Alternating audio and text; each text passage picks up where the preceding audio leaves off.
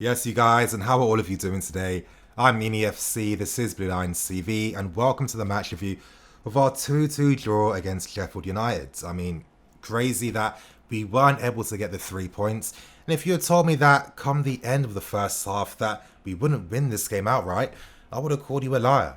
It didn't work out, but there were still some positives to take, but there were still some massive negatives as well. It really was a game of two halves, but you guys, before I get into anything, quick plugs out the way. Download the OneFootball app. You'll find it in the link in the description below. One more thing as well, you guys.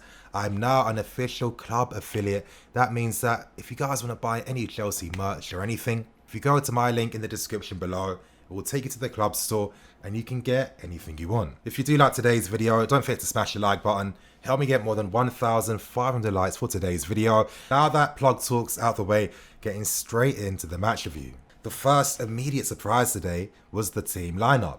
Now we didn't see Christensen at the back. Instead, we saw Tomori, and it must be evident that either Christensen hasn't been performing as well, or maybe Tomori's been so good in training that Lampard felt that he deserved the opportunity to play. Did Lampard actually get a good performance from Tomori? Of course he did. When you consider that it is his first game, playing with this back line in the Premier League as well, I thought that he did very well. I mean, his composure on the ball was fantastic. The weight of the passes he does too, so quick with his use of the ball as well. And I liked his 50-50 tackling. I thought he was very strong, decisive, and he made some very big and crucial blocks. Now, one small mistake was sometimes he wasn't always in the defensive line, but again, it's his first game, that's going to be understandable. But I thought it was a very promising game from Tomori, and his inclusion in the team didn't stop us getting all 3 points. So let's just get that out of the way. Barkley played Cam, and Billy Gilmore was in the team as well on the bench, and he got some minutes in the end, which was great to see. But you guys, for this part now, I want to talk about the tactical side. I want to talk about how we were so effective in the first half and why I thought at the time we were going to win the game. Now let's get straight into the tactical segment for today's video, and the main reason as to why we were able to get this result against Sheffield United was our ability to stop them playing their game. And that was the key thing. And to do this, we used our effective pressing strategies to stop Sheffield United's playing out from the back. Now, the pressing shape we used against Sheffield United was a 4-4-2, and there are many reasons for this. Barkley joined Tammy Abraham up front, and the reason why Lampard used a 4-4-2 was that he wanted to make sure that the wide defenders from Sheffield United couldn't play out from the back and become passing options, as well as the fact that we wanted to close down the goalkeeper as well to make sure that he was constantly going to play long balls out from the back. Now, Sheffield United tried to play out from the back by playing passes out wide to find their wing backs in high up positions, but what we used was Emerson, for example, closing down his opponent's wing back, and then the rest of the team in Cover, Jorginho and Mason would press the nearest player's ball sides. So what kept constantly happening was that Sheffield United kept using long balls out from the back, playing towards two target men who constantly kept getting outmanned by our defenders. Now, due to this pressing strategy, it meant that we constantly had the ball in the central areas because the Sheffield United midfield players had to constantly keep going towards the ball, leaving spaces and gaps in behind between the lines, as you guys can see here. And due to the extra space afforded in the central areas, it meant that our midfield could really shine. This is why we saw Ross Barkley constantly dropping deep to link up with the midfield, effectively creating a midfield three at times. And this is why Cover stood out so much in today's game, doing what he normally does and using his great dribbling ability to great effect. Now, to try and beat our press, Sheffield United used their front two, and they made sure their strikers made runs out wide in the spaces in behind our fullbacks, and they looked to play deep passes out from the back to find these forwards. Now, at times they were able to hold the ball, and when they did, the rest of the Sheffield United team started their attacks with the wing backs pushing very high up, and obviously the wides in the backs creating the overloads like they normally do. But this happened few and far between. And the thing about our central defence and guys like Tomori and Zuma is that they're fantastic one-on-one defenders, and most times they are going to win their 50-50 battle, and this is why McBurney and Robinson struggled a lot throughout today's game. Now, Sheffield United tried to win the ball in our own half, and their pressing strategy was to close down our fullbacks. I explained in the match preview that they're all about creating the overloads out wide. They play down the flanks, they're a team that really do that a lot. And their plan was to drive in the ball in these areas to kickstart their attacks, but this wasn't happening, and the reason for this was because Lampard told the fullbacks to push up high. He had Jorginho moving in the middle to create a makeshift back three, with Tomori and Zuma splitting very wide to become passing options. And this meant that Cover and Barkley had spaces in the central areas over here to receive passes and kickstart counterattacks. Playing out from the back really helped us in today's game, and this is why we were constantly able to find guys like Tammy making runs and behinds, and the guys playing out wide as well. Thank you guys for returning back, getting straight into the second half, and Sheffield United did one tactical thing that really helped them get back into the game and end up getting a point come the end. And what they did was they attacked down the left hand side instead of the right hand side. It was as simple as that. Now in the first half, McBurney was trying to bully Kurt Zuma and get him behind Emerson, but nothing was going to happen because Zuma is better on all his tackles and Emerson is defensively superior compared to Azpilicueta.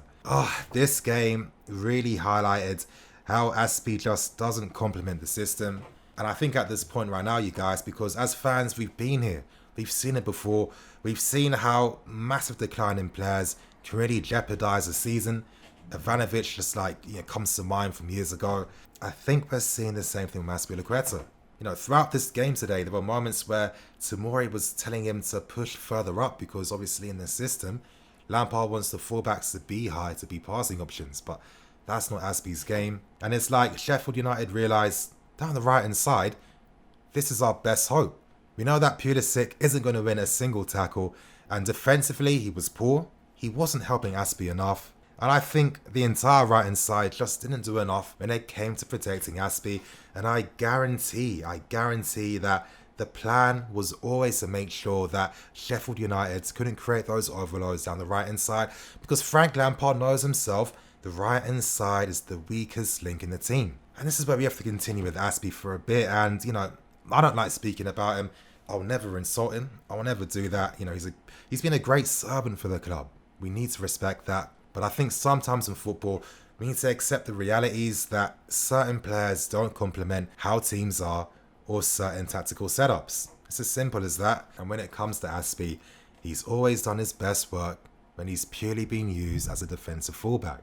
To expect him to help in attacks, he didn't do that at all today. He didn't help Pulisic lose his man. Too often Pulisic was 2v1 against Sheffield United players, and that's because there wasn't a man on the outside taking a man away with an overlapping run. Still, is it a surprise that maybe Pulisic isn't doing as well when he's playing with Aspi on the right compared to playing down the left hand side as he usually does? Maybe. But I think when it comes to Pulisic, his main issue is that it's going to take him a while to acclimatise to the pace of the league and the physicality. A lot of times he's easily getting brushed to the floor. It seems like he isn't doing too well when it comes to getting back up again. And it's really going to take him a while to fully acclimatise to the league. So let's not be too harsh with Pulisic. Yes, he wasn't great again today, but he's still very young and he still needs time to adapt. And I'd have to say for me, these two players were the main culprits when it came to losing the game. That right hand side in general, it was so easy for Sheffield United to create those overloads, and it's like the amount of tactical work that must have went into this game to prepare.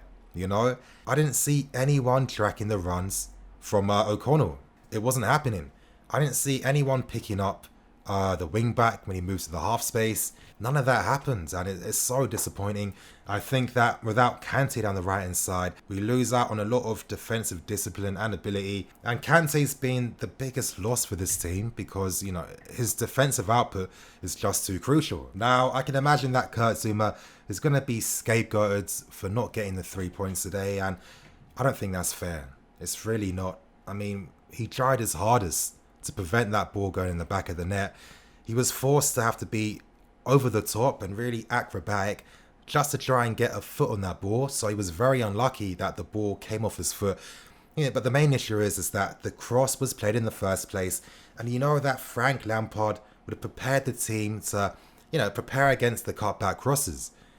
And twice throughout the game, it was the cutback crosses that cost us, and you can tell that Lampard isn't going to be happy about that. I think some other minor details did affect us, and that's obviously the fact that a lot of players are currently injured right now, and it's hard for Lampard to really continue that consistency in the second half, especially as players get more fatigued and tired. If Lampard doesn't have the options off the bench, what can he really do? I mean, today he was forced to have to use Billy Gilmour, and I like that Lampard was confident in using him, but honestly, it was the only decision he could make because Cover was clearly getting more tired. He covered so much ground today, put in a fantastic display, and he had to match that intensity by bringing on Billy Gilmour. But of course, still quite young, first game in the league, especially in a very high intense situation. I thought he did decent, he did well, but I think, playing on that right hand side where there was no Aspie to play with, there was no Pulisic as well, it meant that he didn't have too many passing options to really affect the game. But to end things on a more positive note, we need to talk about the performance today from Tammy Abraham, and for me, the guy can do everything. He can hold the ball up, play people in, run the channels, he's always in the right areas to find shots as well. It's everything that you want to see in someone that's only 21 years old. To get another brace today, and very unlucky not to get a hat-trick. I mean, his movement and run deserved it, and he's probably going to be frustrated at himself knowing that if he got the third goal, we're most likely winning this game. Still, as I keep stressing, 21 years old, he's a complete forward, he can do everything, but as he gets older, as he progresses, as he develops, he's going to get better at doing everything he currently does. And for me, this is where things get very exciting when it comes to Tammy Abraham. A lot of people have been very doubtful about his abilities. I've always said be patient, give him time. There's a player in this guy. I've seen it time and time again. And he's starting to show us that maybe this number 9 curse may be a thing no more. However, it looks like the curse has passed on to the right hand side, especially when it comes to Azpilicueta.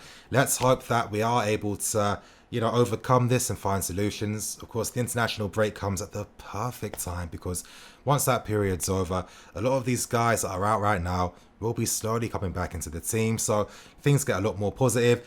Just to continue the love a bit more, I thought that Cover and Jorginho were great throughout the entire game, in my opinion. But still, it was sloppy moments that cost us the game. However, you get the sense that once key players return, like your Kantes, your Hudson-Odois, your Rubens, once these guys get back in the team, with what we normally see from the team performances in the first half, it makes you feel a lot more confident knowing that better quality is on its way soon, that, we're going to be turning these draws into wins in the not too distant future.